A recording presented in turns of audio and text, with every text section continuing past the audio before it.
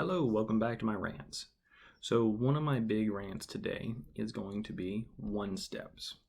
I actually really like one steps as a concept, but my problem with it is when it is taught as self-defense.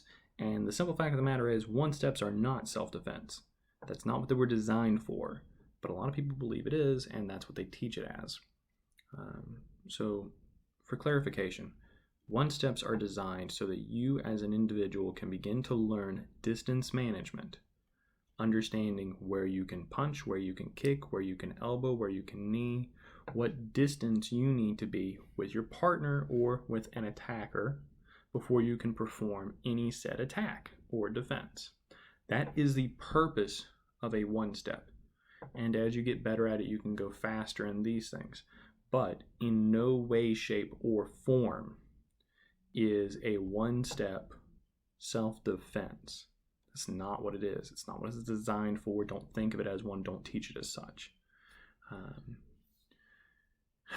So for those of you who may not know what a one-step is, a one-step is where you get into a fighting stance and one person steps forward and does a punch or a kick and then freezes in place. And then the defender will defend against this individual doing whatever they need to. So in that sense, someone's not going to sit there and freeze in front of you and allow you to begin performing an attack on them. That's not how life works. That's not at all how life works. They're going to sit there, get hit once, and then they're going to attack you back. At most, sit there.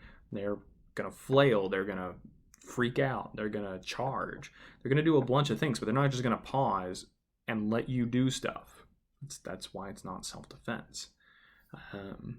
So with that being said, if you're performing a one-step, do it with the intent of it being a drill that is designed for you to learn distance management and application of techniques. And there's a lot of things that you can do with it, If someone's coming straight at you, you can use the V pattern, where you go at 45-degree angles to the right or left, getting to the inside or outside of an attacker, and then learning how to perform takedowns or strikes from there. And in that sense, one steps are a drier drill, but they are effective. But they're not self-defense. There was a guy that I had taught in college, and apparently he had had training prior to coming to my class. And while he was there, he explained how his instructor told them that all traditional drills were self-defense 100%. And what I think he was meaning, the instructor at least, was that there is an element of application behind traditional drills.